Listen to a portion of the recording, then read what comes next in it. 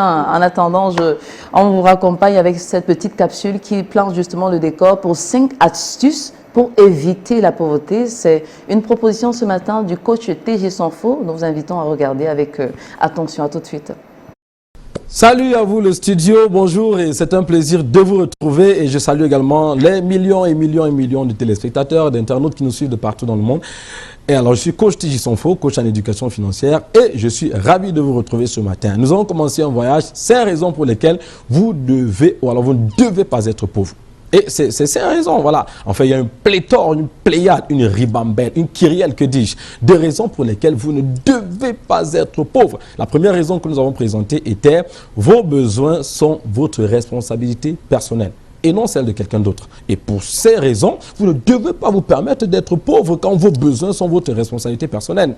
Alors, maintenant, deuxième raison que je vous donne aujourd'hui, c'est « Votre origine vous interdit d'être pauvre. » Votre origine vous interdit d'être pauvre. Quelle que soit votre obédience religieuse ou votre école de pensée philosophique, votre école de pensée scientifique en matière d'origine de l'homme, il y a au moins un point sur lequel toutes les théories s'accordent. Et ça, c'est sur le caractère abondant des éléments constitutifs de l'être humain.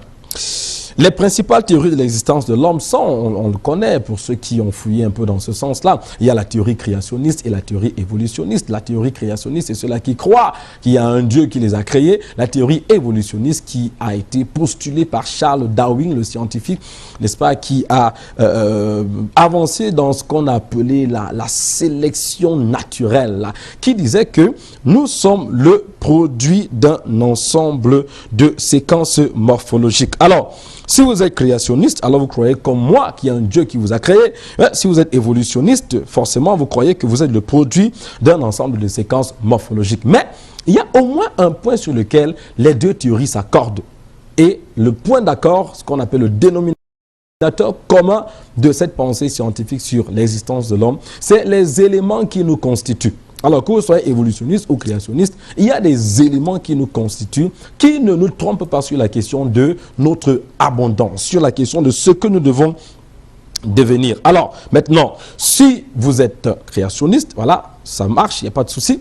Mais si vous êtes évolutionniste, voilà, ça c'est votre croyance. Mais maintenant, si vous savez que vous avez une origine et que cette origine est forcément, vous impose ce qu'on appelle la loi de la création. Donc, vous êtes le reflet de l'origine de l'endroit d'où vous venez. Vous avez par exemple, je prends quelques exemples très simples pour faciliter la compréhension, parce que là on est en matière scientifique. Hein. Alors, si vous regardez la Joconde, le Mona Lisa, n'est-ce pas?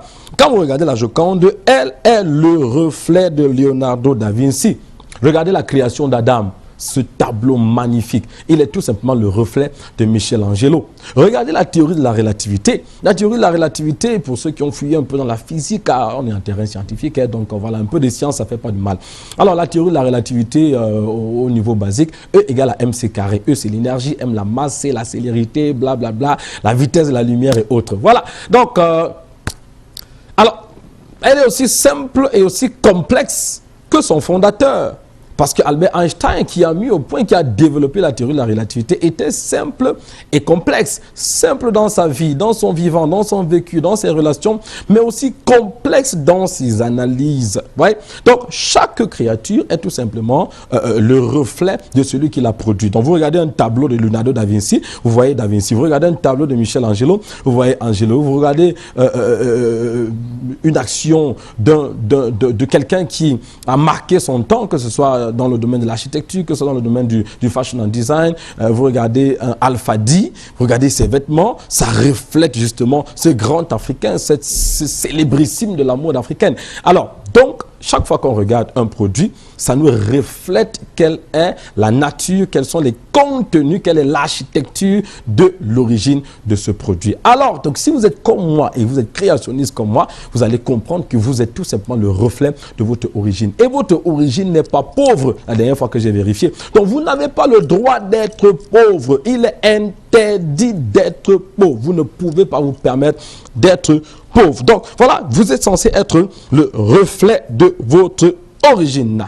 Voilà une raison fondamentale et très profonde pour laquelle vous ne devez pas être pauvre. Donc, première raison qu'on a vue dans la capsule, la première capsule, c'était vous avez des besoins et vos besoins sont votre responsabilité personnelle. Deuxième raison, votre origine vous interdit d'être pauvre. Et quelle que soit votre tendance, évolutionniste ou créationniste, nous nous entendons sur un point scientifique qui est les éléments qui nous constituent. Et les éléments qui vous constituent montrent, ils sont tellement abondants qu'ils montrent que vous n'avez pas le droit d'être pauvre. En fait, je vais revenir sur l'abondance de votre constitution dans la prochaine capsule. Voilà, je vous laisse en compagnie de ces magnifiques présentateurs. Énergisez votre journée avec l'énergie qu'ils sont en train de libérer directement chez vous. Whatever happens, always remember, you are a champion.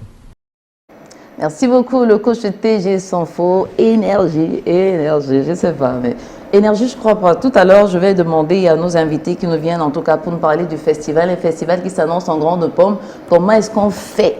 On manifeste son énergie. Ou bien vous qui nous regardez à la maison, comment vous faites justement pour manifester? Parce que parfois, il faut transposer cela. Vous savez, ça rentre dans le registre du langage non verbal. On va profiter de l'occasion pour souhaiter une bonne fête. Feliz Dia de Golpe de la Libertad à toute la population équato-guinéenne. Les deseo un feliz dia de Golpe de la Libertad. Merci à notre ami Julius Candemqua, muchas gracias por ser siguiendo desde cada parte del país de la Guinée équatoriale. Donc merci à Julius Candemqua qui nous partage donc cette information. C'est un jour important pour nos amis équato-guinéens qui célèbrent donc la journée, leur journée